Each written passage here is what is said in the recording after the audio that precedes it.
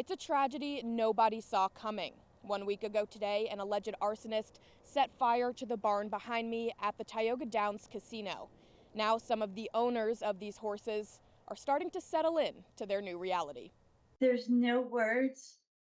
I'm literally gutted that I'm not waking up from a nightmare, that I'm not going to be able to call and say, how are my boys today?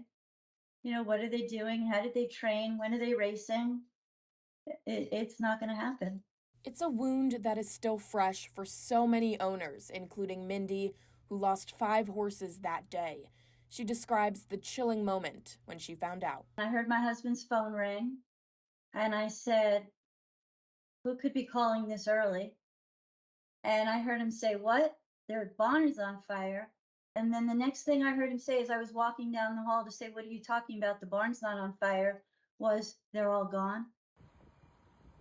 And I just froze. And I looked at him, and I could only imagine the look on my face of stark terror, and I just got hysterical. On top of the unexpected loss of horses she has had for years, the guilt was also indescribable. Just the promises that I had made to these horses that they always had us, they would always have a home, that they would never have to want or worry for anything, and I couldn't fulfill that promise.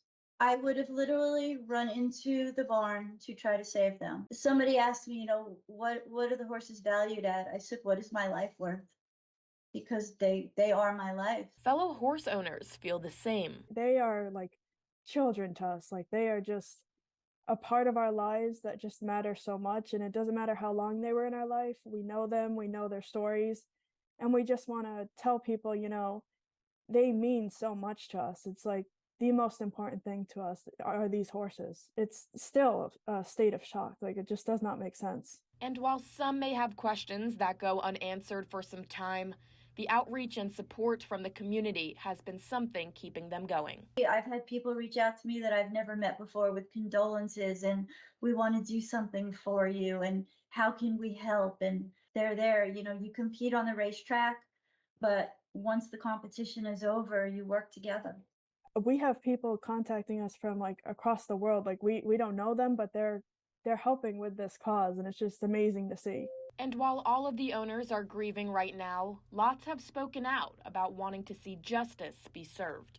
I have said this all along, that the people who abuse animals need to be prosecuted to the fullest extent of the new laws that need to be created.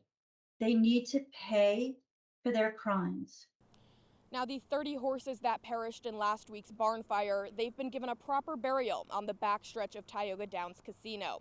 While nothing can compare to the lives lost, if you would like to help the horsemen get back on their feet, there is a GoFundMe that has raised over $170,000.